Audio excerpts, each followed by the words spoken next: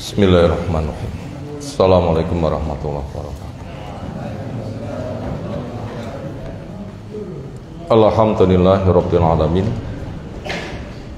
Walladzi arsala rasulahu bil huda wa dinil haqq liyudhhirahu 'ala dini kullih. Fakafa billahi syahida wa asyhadu an la ilaha illallah wahdahu la syarikalah wa asyhadu anna Muhammadan abduhu wa rasuluh. Allahumma shalli ala Muhammad wa ala alihi wa ashabihi wa man tabi'ahum bi ihsanin ila yaumiddin.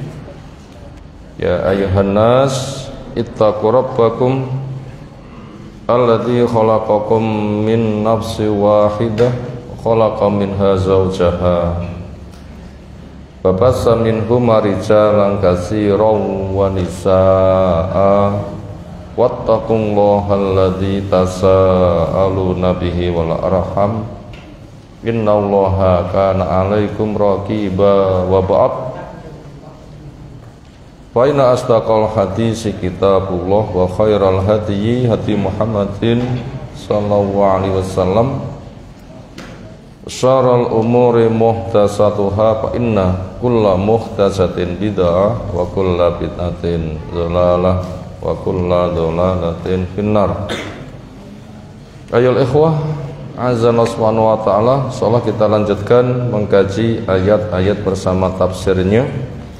Lanjutan dari surah Al-Mujadalah ayat yang ke-14 sampai 19.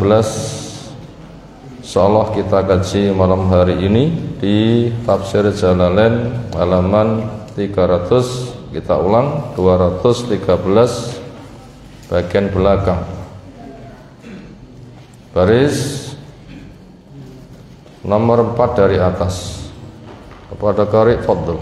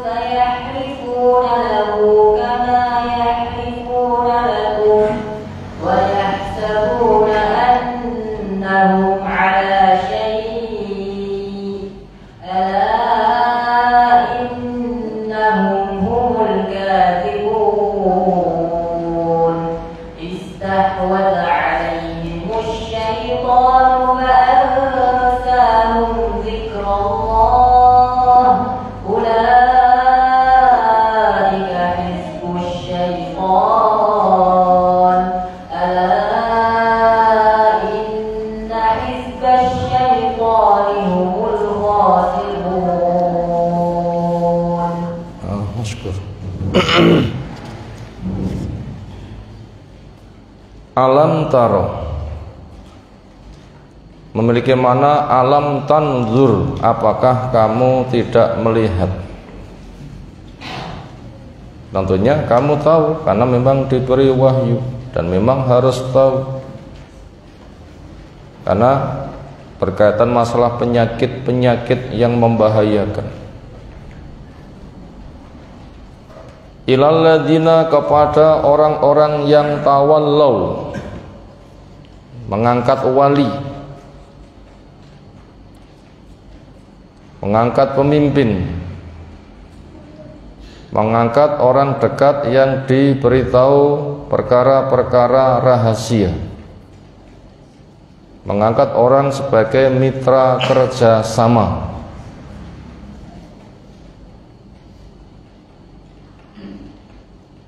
Siapa? Orang-orang yang menjadi pelaku, mengangkat pemimpin, orang yang dijadikan mitra kerjasama, orang yang kepadanya disampaikan berita-berita rahasia.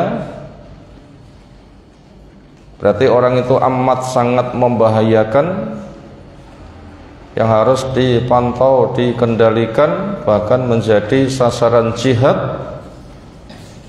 Hum, mereka adalah al-munafikun, orang-orang munafik.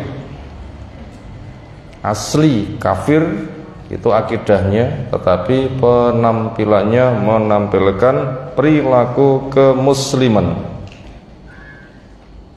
karena memang lingkungannya lingkungan orang Islam, sementara dia tidak suka, tapi menentang tidak bisa. Makanya akhirnya berpura-pura untuk mencari keselamatan. Siapa yang diangkat menjadi pemimpin, mitra kerjasama, orang yang kepadanya disampaikan berita ke rahasia, mereka adalah kauman kaum, hum bentuknya al-Yahudi, orang Yahudi. Adanya munafik, adanya Yahudi, berarti ini jelas kondisi di Madinah, tidak kondisi di Mekah. Sementara kita tahu kondisi di Madinah, gimana kaum muslimin? Menang atau kalah? Menang. Dan itu betul-betul mencuat ketika sukses di dalam perang Badar tahun 2 Hijriah. Kaum muslimin berapa jumlahnya? 300-an. Berapa orang musyrik? 1000-an. Berapa yang mati kaum muslimin? Bisa dihitung jari. Berapa yang mati dari orang musyrik? 70-an. Berapa yang ditawan? 70-an. Menang luar biasa. Orang musyrik duka pol. Sejak itu kaum muslimin betul-betul luar biasa wibawanya. Makanya orang-orang munafik itu juga amat sangat keras permusuhannya, karena mereka betul-betul merasa tertantang. Mitra kerjasama mereka orang-orang Yahudi yang sudah sekian lama berada di Madinah, yang mengadu domba Aus Khazraj, sementara sekarang orang Aus Khazraj sudah berbondong-bondong masuk Islam. Itu termasuk masa jaya-jayanya Yahudi dan masa jaya-jayanya orang munafik. Makanya mereka itu supaya dipantau. Gimana profil Yahudi? Mereka adalah kaum yang ghadiballahu alaihim, Allah murka kepadanya. Yang kita minta kepada Allah Ta'ala untuk dibimbing jalankan yang lurus, bukan jalannya orang yang maghdub, yang ada pada Fatihah dengan ihdinas siratal mustaqim, siratal ladzina an'amta alaihim ghairil maghdub, bukan jalannya orang yang maghdub. Siapa itu? Yahudi. Gimana sifat mereka? Punya ilmu tapi enggak diamalkan, ngerekayasa ilmu. Yang cocok dengan hawa nafsu dipakai, yang enggak cocok direkayasa. Itu gaya Yahudi. Bencinya kepada kaum muslimin pol, karena Allah menjelaskan walan tardo angkal yahud walan nasoro hatta tattabi'a millatahum, gak bakal ridho. Itulah orang-orang yang dimurka oleh Allah Ta'ala.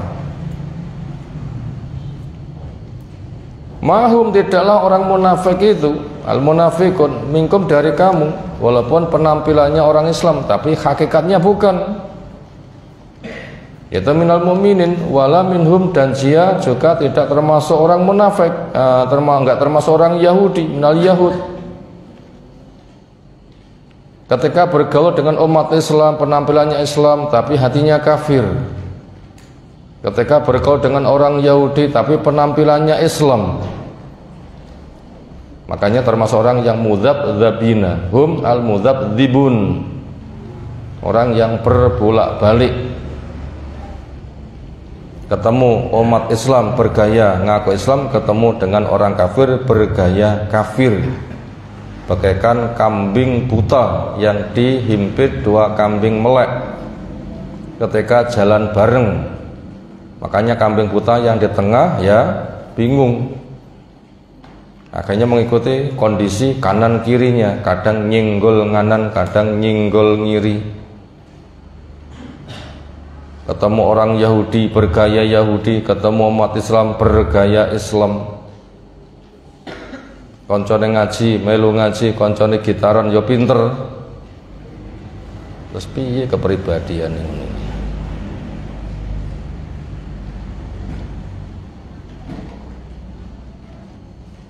Wa yahlifuna, dan mereka bersumpah ala Allah, atas nama Allah, untuk mengokohkan sikap sandiwaranya supaya kaum muslimin percaya kalau mereka itu sebagai orang Islam. Maka mereka itu biasa bersumpah, demi Allah saya adalah mencintaimu semisal kamu, berjuang bersamamu. Maknanya qauluhum innahum mu'minun, mereka mengatakan kami adalah juga mukmin. Wahum, di mana mereka ya lamun tahu, anahum sungguhnya mereka ngomong kayak begitu, kadipun sebenarnya bohong fi di dalamnya. Makanya ketika mereka tuh ketemu sesama mereka, lalu ketika ditanya, loh tadi kamu di sana kok gayamu persis kepada orang Islam? Jawabnya, innama nahnu mustahziun, kami hanya bersenda gurau. Berarti betul-betul sadar kalau mereka itu adalah memang orang yang bersandiwara. Dan ini termasuk riya, dan riyanya orang munafik itu adalah syirik besar. Enggak sama dengan riyanya orang yang berhati-hati. Orang yang berhati-hati, riyanya itu muncul ketika sadar, berusaha untuk dikendalikan. Tapi riyanya orang munafik itu memang sudah dirancang sejak dari awal. Makanya itu riyanya itu beda, cari sanjungannya itu nilainya beda.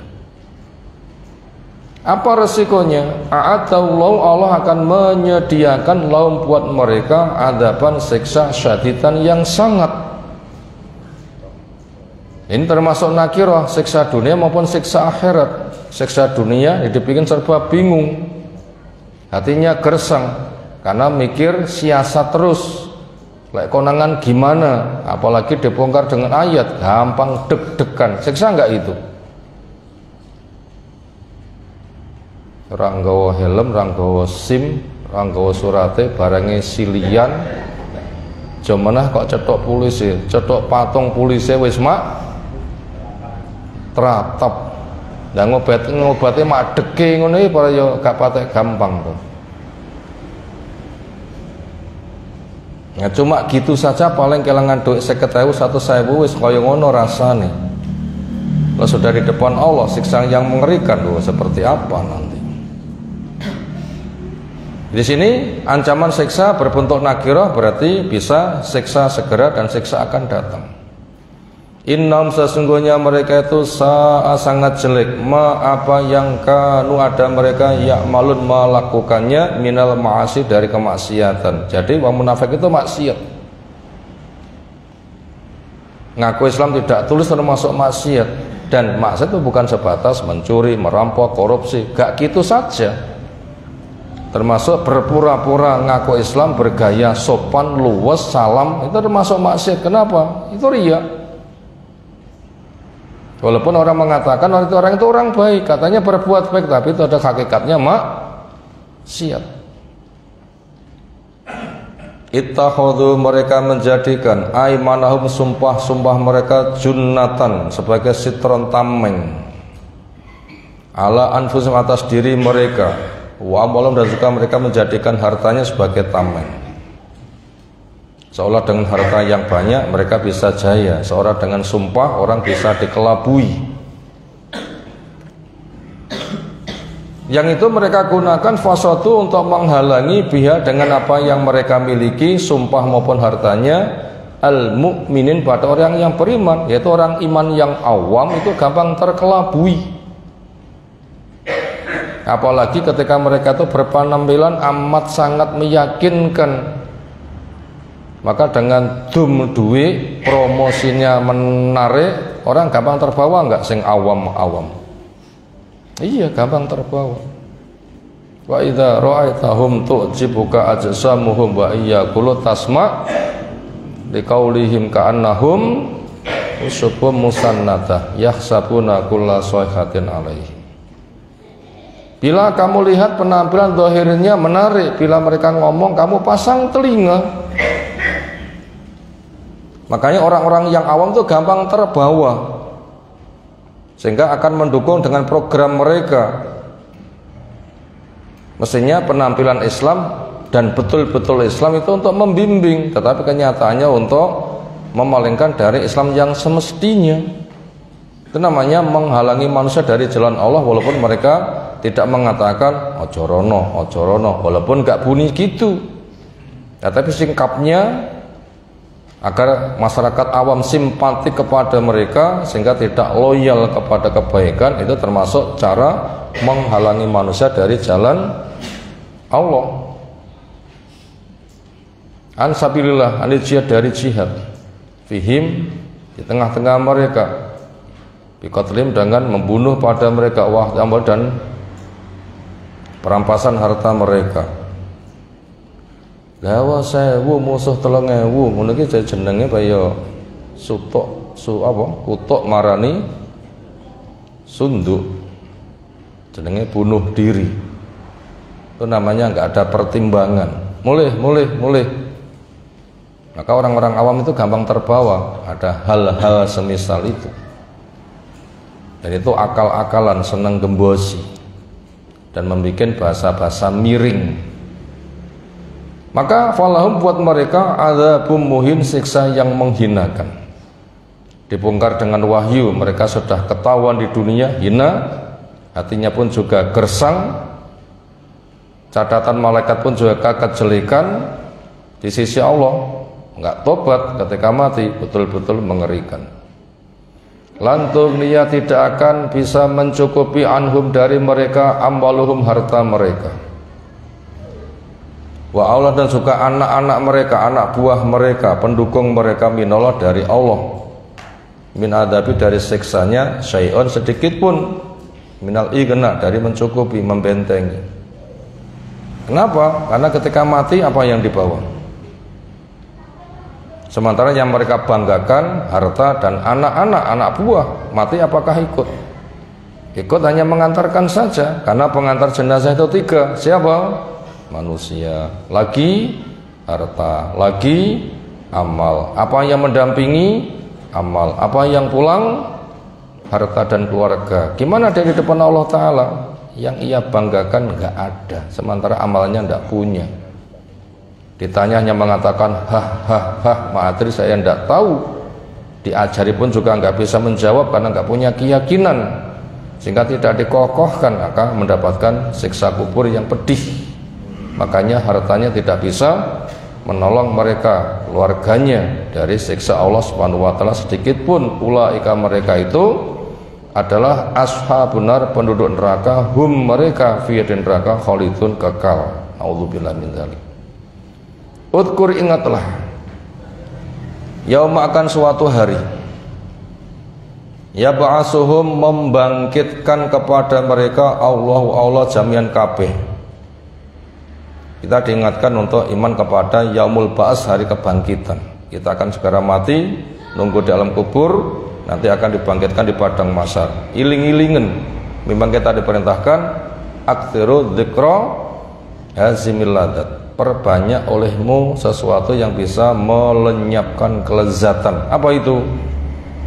Kematian. Siapapun orang kuat menghadapi mati mesti lunglai. nggak punya daya blas. Walatafatis saku bisak, betis kanan keserimpet betis kiri. Sing pantasnya keserimpet itu betis atau tali? Tali, tapi kok betis? Ini menunjukkan kakinya lunglai, nggak bisa menyangga. Itu kondisi dibangkitkan.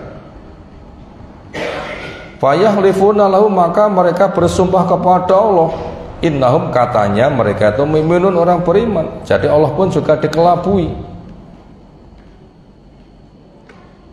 Qalu wallahi rabbina ma kunna musyrikin. Wallahi rabbina ma kunna musyrikin. Demi Allah Rabb kami, saya tidak syirik. Sumpah. Surat apa itu? Wallahi rabbina ma kunna musyrikin. Demi Allah Rabb kami, saya tidak syirik. Surat apa? Al-An'am ayat 23. Jadi Allah itu dikelabui. Bisakah Allah dikelabui? Ya tidak bisa. Itu mereka sumpah kepada Allah. Kama sebagaimana yahlifuna, mereka bersumpah langsung kepada kamu di dunia. Kalau kita di dunia dikelabui bisa. Demi Allah tenanan loh, aku ki kaji lo. Oh nggih. Itu tanda-tandanya. Predikat kebaikan sebagai tumbal bisnis, sampai sumpah nama Allah nyangkung untuk tumbal agar bisnisnya sukses. Itu gaya munafik yang seperti itu. Orang itu bener, itu cukup sikap wibawa, bener, jujur, tenang, gelem ya guna, tidak gelem ya golek liyani. Itu sudah beda itu gayanya. Tapi orang munafik itu sumpah-sumpah, sampai Allah pun juga dikelabui. Wa yahsabuna, mereka menyangka annahum, sesungguhnya mereka ala syai', berada pada sesuatu, min naf'i halfihim, min naf'i khilfihim, dari manfaat sumpahnya. Seolah dengan sumpah itu mereka bisa menang, bisa mengelabui fil akhirati, di akhirat, kadunya sebagaimana di dunia. Ini termasuk siksa yang paling pedih, karena salah duga. Apa yang duga ternyata tidak ada sama sekali. Ala ketahuilah, innam, sungguhnya mereka, hum, mereka, al-kadhibun, asli pendusta. Hum di sini termasuk dhamir fasil, terletak antara mubtada khabar yang sama-sama nakirah, fungsinya sebagai penguat. Yang betul-betul sebagai pendusta kelas tulen itu siapa? Orang munafik. Memang sengaja dustanya untuk mengadakan pengelabuan sampai Allah disumpahi, ditipu. Istahwadha, bagaimana istaula, menguasai, golaba, alim kepada mereka asyaitun, setan, bitaatim, dengan mereka mentaati lahu kepada setan. Bentuk penguasaannya apa? Fa'ansahum, maka setan membuat mereka lupa zikrullah, zikirnya kepada Allah. Makanya kita ngati-ngati, boleh kita itu nggak pakai zikir, tandanya dikuasai setan. Akeh nyanyinya pakai zikir, pas liburan naik ngomah mesesasi, akeh murojaah atau akeh dolane, apa akeh nyekel HP nih? Ayo, akeh ndi? Pondok cekelane Quran, nek ngomah cekelane kotake meh padha, tapi sini beda. Ini termasuk tanda-tanda sedang kena gangguan setan. Makanya ketika mondok males, balinya pondok males.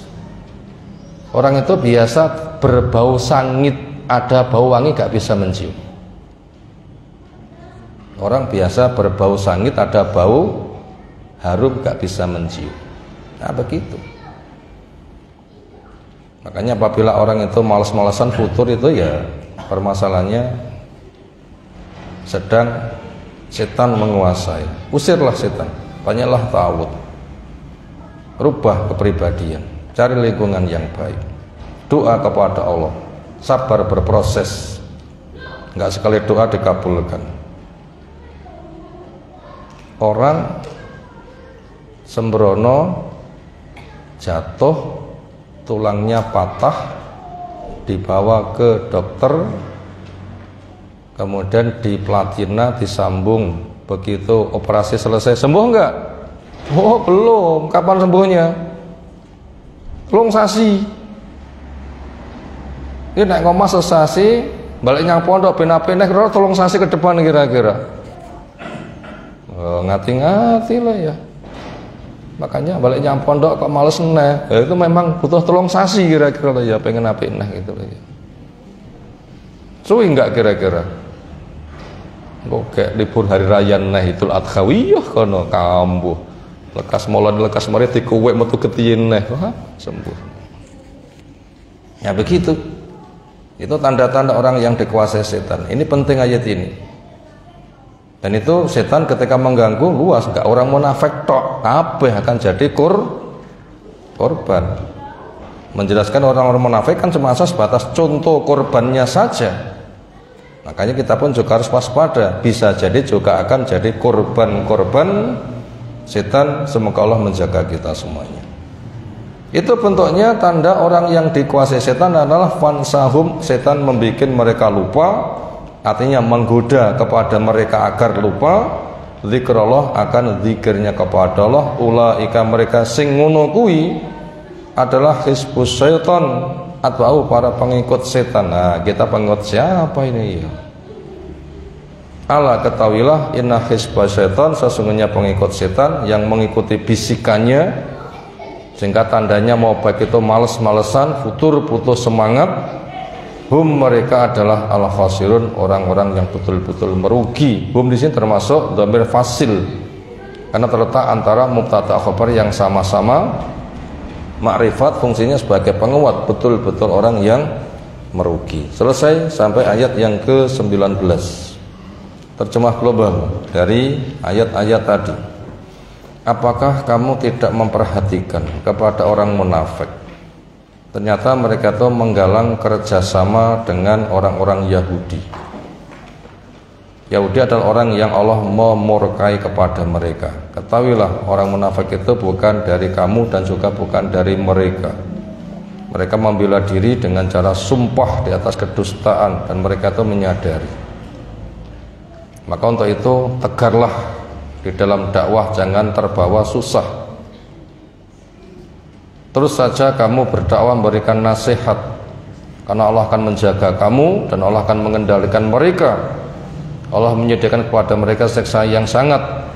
Mereka termasuk orang yang sangat buruk perbuatannya, di mana mereka menjadikan sumpah-sumpahnya sebagai tameng, menghalangi manusia dari jalan Allah. Orang awam banyak terkelabui sehingga mengikuti gaya mereka. Buat mereka siksa yang sangat menghinakan. Mereka mengandalkan harta keluarganya, ternyata tidak bisa sama sekali, karena mati tidak dibawa harta keluarganya. Kalau mereka menjadi penduduk neraka kekal. Ingatlah akan suatu hari Allah membangkitkan mereka. Ternyata mereka bukan sebatas sumpah kepada kamu, Allah pun juga dikelabui dengan sumpah seolah mereka itu bisa sukses. Ketahuilah mereka adalah orang yang dusta. Setan telah menguasai mereka, yang mendorong-dorong untuk lupa kepada Allah. Mereka adalah para pengikut setan, dan itulah orang-orang yang betul-betul merugi. Itu terjemah globalnya, cerita seperti itu. Berikutnya kita masuk pada rangkuman setelah terbaca beberapa tafsir, tersimpul beberapa pelajaran berikut. 1.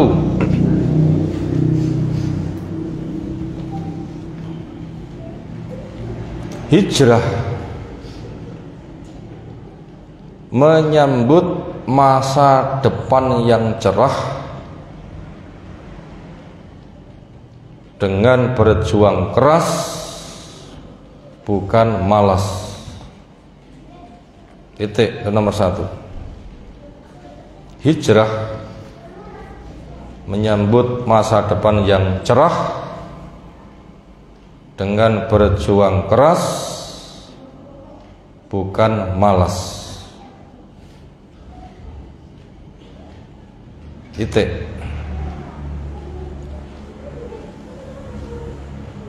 Kenapa kita sebutkan hijrah juga? Karena ini termasuk kondisi Madinah. Tidak serta-merta Nabi dakwahnya ada di Madinah, di Mekah dulu. Di Madinah berarti ada program hijrah. Makanya kita rangkai dengan begitu. Sementara fungsi hijrah itu untuk menyambut masa depan yang cerah, karena Allah menjelaskan wa may yuhajir fi sabilillah yajid lahu fil ardi muragaman katsiran wa sa'ah. Hijrah diantaranya dari Mekah ke Madinah, mendapatkan tempat hijrah yang aman dan rezeki yang luas. Itu bentuknya dengan kerja keras, bukan males-males. Termasuk hijrah meninggalkan rumah ke tempat pendidikan, itu juga sama, menyambut masa depan yang cerah. Makanya berjuang kerja keras, bukan males. Bila males ya ditanggulangi. Makanya diantaranya dengan doa, Allahumma inni a'udzubika minal ajzi wal kasal. Ya Allah, lindungi saya dari lemah semangat dan males-malesan. Dan itu butuh proses kesungguhan kita semuanya. Karena penyembuhan semisal patah tulang itu nggak begitu langsung di platina langsung sembuh, butuh waktu sampai 3 bulan untuk pulih kembali. Maka untuk mengobati hati pun juga perkara yang rumit. Itu tadi pelajaran yang pertama, hijrah menyambut masa depan yang cerah dengan bekerja keras, bukan malas. Nomor 2, namanya berjuang pasti ada lawan. Namanya berjuang pasti ada lawan di Mekah maupun di Madinah. Itu pelajaran nomor 2. Namanya berjuang pasti ada lawan, entah di Mekah maupun di Madinah. Makanya di Mekah ya berat, di Madinah ya berat. Di rumah ya tantangannya besar, di tempat belajar juga tantangannya besar. Semuanya itu ada ujiannya. Makanya bila berjuang siap, kunci kemenangan adalah bekerja keras. Nomor 3, Yahudi dan musyrik, dua musuh yang paling beringas. Yahudi dan musyrik, dua musuh yang paling beringas. Sebagaimana Allah jelaskan di Al-Maidah 82. Apa isinya Al-Maidah 82? La tajidanna asyaddan nasi adawatan lilladzina amanu al-yahud walladzina asyraku. Kamu pasti jumpai orang yang paling keras beringas permusuhannya kepada mukmin. Siapa? Yahudi dan orang-orang musyrik. Makanya di Mekah ketemu orang musyrik ya beringas banget. Lihat sirah gimana kondisi kaum muslimin di Mekah. Keras kan tantangannya. Di Madinah Yahudi juga sama. Makanya sana sini gitu selalu ada tantangan perjuangan. Di mana-mana itu. Termasuk di rumah, di tempat belajar, dimanapun. Itu nomor 3, Yahudi dan musyrik, dua musuh paling beringas. Nomor 4, musyrik di Mekah itulah orang-orang munafik. Musyrik di Madinah itulah orang-orang munafik. Siapa orang musyrik di Madinah? Orang-orang munafik. Ini bila kita melihat sejarahnya gamblang. Suku Aus, suku Khazraj yang perang ratusan tahun, apa akidah mereka? Paganis, para penyembah berhala. Ketika mereka bosan perang, ada seorang tokoh seolah akan menjadi pendamai dari mereka. Siapa? Abdullah bin Ubay bin Salul. Kan dari mereka kan sama, rajanya wong musyrik, penyembah berhala yang hendak menyatukan Aus dan Khazraj. Ketika suku Aus, Khazraj penduduknya banyak berbondong-bondong masuk Islam, nah dia kehilangan proyek. Apalagi setelah perang Badar, kaum muslimin menang, mereka semakin ciut, mau menampakkan taringnya juga gak berani, mau masuk Islam pun juga nggak ada niat, maka akhirnya mereka berpura-pura untuk menggerogoti dari dalam, sehingga tahu rahasia kaum muslimin tidak dijual dengan kepada orang-orang kafir. Makanya musyrik Madinah itulah orang-orang munafik. Ternyata itu kerjasamanya dengan Yahudi. Maka pas ayat di atas kamu jumpai orang yang paling keras permusuhannya siapa? Kepada mukmin, orang beriman dan orang-orang Yahudi. Maka hijrah ke Madinah itu untuk menyebut masa depan yang keras, masa depan yang cerah itu dengan bekerja keras. Kalau di Makkah musuhnya musyrik saja, di Madinah double. Orang musyrik Mekah juga belum tuntas, di Madinah ada musyrik bersama Yahudi menghimpit. Lihat kasusnya perang Ahzab, mengerikan enggak? Mengerikan sekali. Nah begitu. Baca ayat-ayat yang menceritakan tentang perang Ahzab. Seolah-olah kaum muslimin itu nyalinya bagaikan nyawa di kerongkongan. Betul-betul bagaikan telur di atas ujung tanduk. Itu bila Allah tidak mengokohkan kayaknya tidak ada harapan. Saking kerasnya, ngepung dari semua penjuru. Makanya orang hijrah itu tantangannya berat. Orang mondok naik ngomah punya tantangan, naik pondok punya tantangan. Ketika sudah jadi santri, tantangannya masa depan, beratnya dakwah dan kondisi masyarakatnya menghimpit. Makanya kalau nggak punya kesungguhan itu terancam gagal. Makanya sudah kita rangkai. Nomor 1, hijrah menyambut masa depan yang cerah dengan berjuang keras, bukan malas. Itu tadi nomor 4, musyrik di Madinah bentuknya apa? Orang-orang munafik. Nomor 5, tanda-tanda munafik.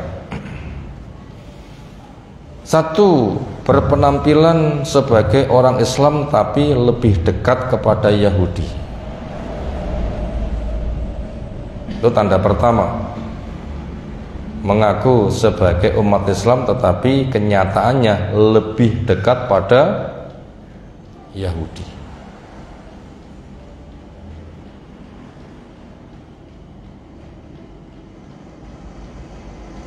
Itu tanda itu. Ngaku jere jadi suami sing apik-apik, tidak akan sembrono, tapi dolane dekat lokalisasi. Kira-kira gimana kira-kira? Nah, jere gah kena benih tapi dolanane geni, gimana kira-kira? Itu bahaya sekali. Ngaku sebagai umat Islam tetapi lebih dekat kepada Yahudi. Mesra dengan mereka hubungannya. Mesra dengan mereka hubungannya. Itu tanda pertama. Tanda pertama. Jadi ngaku Islam, aku jamaah mulu, aku jamaah masjid mulu. Wayah butuh muni ngono, tapi kenyataan setiap harinya malah lebih dekat kepada orang-orang yang membahayakan. Ada kan seperti itu? Ada. Nomor 2, berbenteng sumpah untuk menutup sampah. Berbenteng sumpah untuk menutup sampah. Itu tanda munafik yang kedua. Senang sumpah untuk menutup sampah. Apa yang dimaksud dengan sampah? Ya, kedok mereka, akidah yang rusak. Itu kan sampah. Supaya nggak tampak sampah ditutup dengan sumpah. Itu tanda kedua. Maka mereka itu senang sumpah. Berbenteng sumpah untuk menutup sampah. Tanda ketiga, menghalangi orang Islam awam, menghalangi orang Islam awam dengan penampilan keren dan mentereng.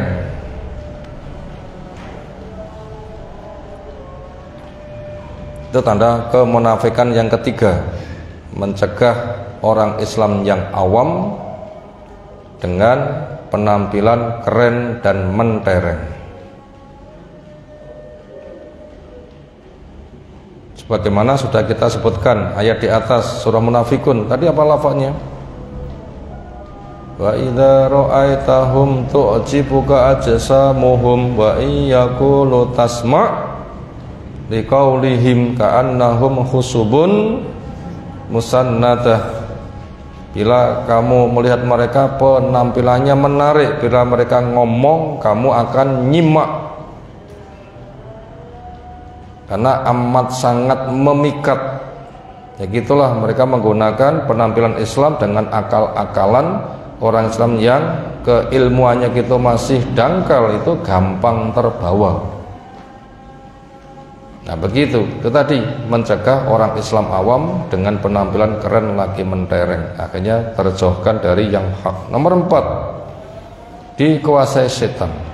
Ini tanda-tanda orang munafik. Yang keempat adalah dikuasai setan. Bentuknya sedikit zikir,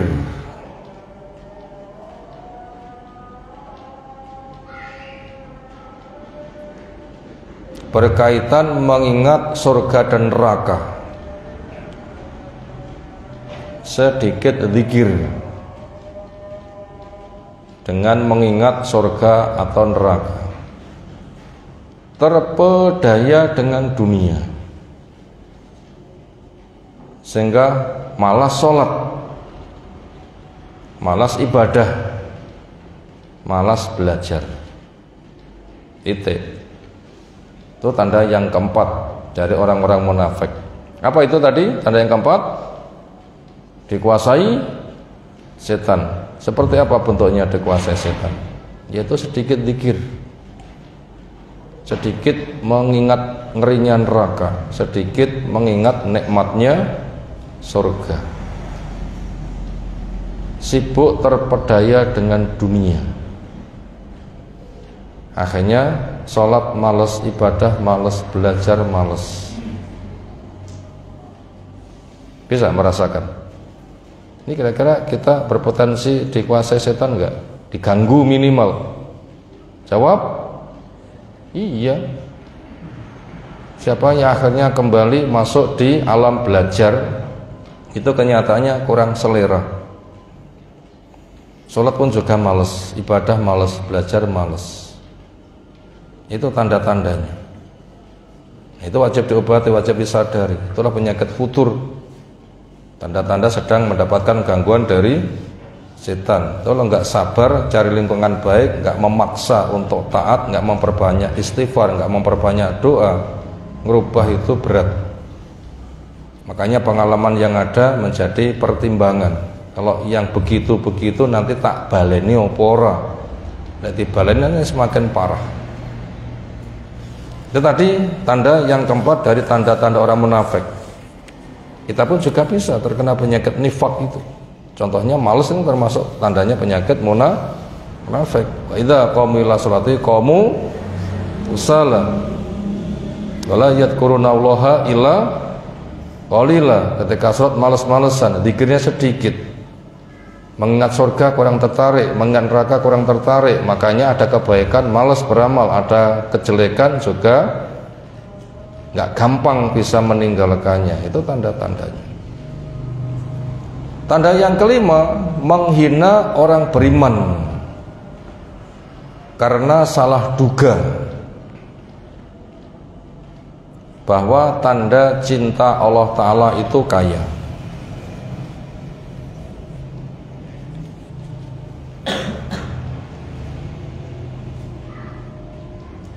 Itu tanda yang kelima, menghina orang beriman karena salah duga bahwa tanda cinta Allah Ta'ala itu kaya.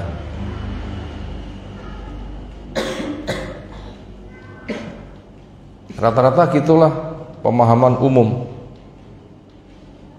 Bila orang itu tidak mengikis dengan ilmu, itu nanti akan berkembang.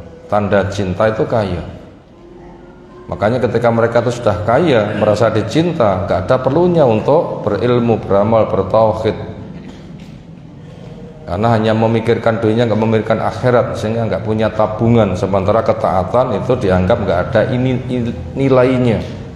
Sholat apa hasilnya, poneh poso, apa neh dakwah, malah bertentangan dengan kemauan banyak orang, malah jadi musuh. Kayak ngajine ra dibayari pisan. Loh, kalau nggak ada iman itu berat sekali. Kalau nggak ada iman itu berat sekali. Tapi kalau ada iman, insya Allah berbuat. Kenapa? Ya memang kita tuh menyambut masa depan. Islam datang banyak cerita hari akhir, alam gaib, iman pada Allah yang gaib. Kenapa? Karena memang sekarang belum punya, makanya itu betul diberi. Lah Quran datang hanya cerita dunia, ya apa gunane? Mau tanpa itu orang itu sudah bisa, ya kan? Tapi menggiring dunia untuk memperkokoh iman kepada yang gaib. Itu nanti ketika mati betul-betul dibawa, sementara dunia yang diperjuangkannya nggak dibawa. Sekarang kita masuk pada pelajaran yang keenam, ancaman buat orang-orang munafik. Setelah kita melihat karakternya, sekarang kita melihat ancaman kepada orang-orang munafik. Apa resiko kemunafikan?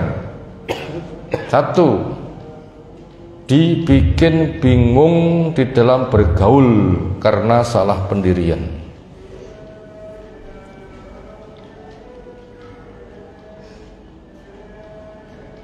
Itu ancaman pertama, yaitu dibikin bingung. Itu termasuk siksa, itu bingung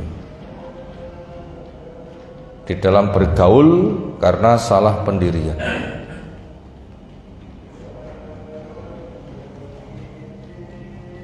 Itu ancaman munafik yang pertama. Jadi bergaul dengan sana pi amrih so nyeneng nih, dibalut dengan sana pi itu amrih so nyeneng nih. Ketika ketahuan, oh itu nanti juga akan bersilat lidah, apalagi terbongkar dengan wahyu, oh lebih susah lagi mereka. Makanya mereka itu tidak ada ketentraman, tidurnya pun juga nggak bisa pulas, mimpi-mimpi buruk, seolah dengan kaya itu mereka tuh bahagia, sebenarnya enggak. Tapi kenapa kok kaya? Justru itu menunjukkan bingungnya, karena cari hiburan. Saking susahnya diput dengan kaya mbok menawa mari, tidak bisa, hanya penampilannya saja. Makanya rata-rata mereka itu ada banyak mencari hiburan. Kenapa? Menunjukkan hatinya sedang bingung dan gersang. Makanya kalau hatinya itu tentram, cukup dengan membaca Al-Quran itu sudah tentram, sehingga nggak sibuk sana sini, nggak sibuk sana sini, tempat wisata sana sini, kuliner sana sini. Dengan Al-Quran, dengan beramal, dengan sedekah itu ternyata malah ceria. Kenapa? Tanpa hiburan kok bahagia, menunjukkan hati itu hidup. Lalu ancaman nomor 2, hatinya gersang, tanda akan mendapatkan siksaan. Itu tanda yang kedua, hatinya gersang, tanda akan mendapatkan siksaan.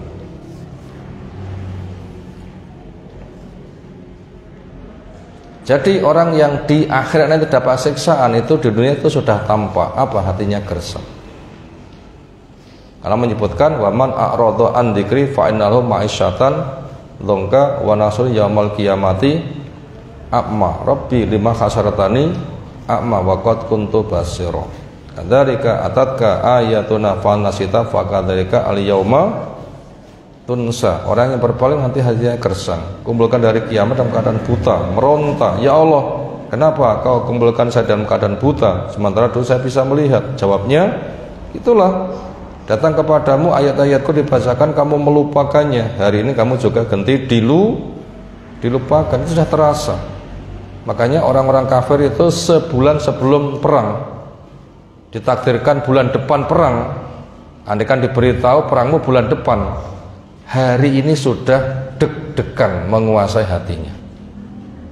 Mimpi-mimpi buruk, terdengar suara senjata, tetesan-tetesan darah, tidur pun juga nggak bisa tenang. Itu sudah ada gejalanya. Itu ada gejalanya seperti itu. Jadi bulan depan akan perang, sekarang itu sudah ada gejala-gejala kayak firasat. Kayak firasat. Makanya ketika betul-betul ada mobilisasi tentara untuk perang, wow itu jangan kaget pol-polan. Kalau tidak percaya lihat kisahnya Umayyah bin Khalaf. Is kroso loh wiket awal. Maka itu mau berangkat begitu gak situ, wedi. Ketahuan Abu Jahal, nyapa harus itu Abu Jahal. Tentara yang paling banyak dari kamu, lihat bosnya Abu Jahal terus gimana? Akhirnya terpanggil bangkit, tapi tetap hatinya itu gersang. Gak ada ketegaran, gak ada harap-harap cemas minta pada Allah Ta'ala, gak ada itu. Itu ada gejalanya. Makanya orang munafik itu siksaannya adalah hatinya gersang, tanda di hari kiamat mendapatkan siksaan. Berikutnya ancaman orang munafik yang ketiga, super duka. Ketika sekarat, harta tidak bisa menyelamatkannya. Super duka. Ketika sekarat, harta dan keluarga tidak bisa menyelamatkannya.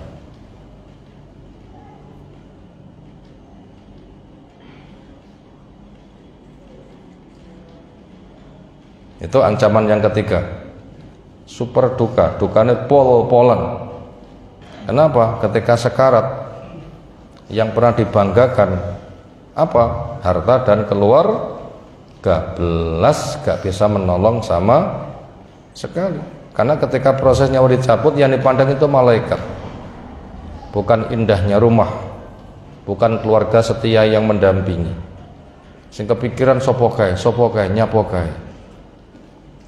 Jadi rumah sakit yang mewah itu gak penak blas, gak penak blas.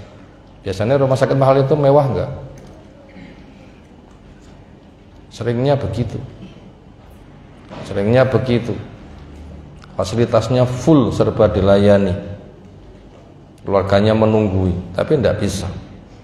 Nah begitu, itu siksa untuk orang munafik. Super duka yaitu ketika sekarat, harta dan keluarga tidak bisa menyelamatkannya. Ancaman yang keempat, super malu, karena kedoknya dibongkar di depan Allah. Super malu karena kedoknya dibongkar di depan Allah Ta'ala.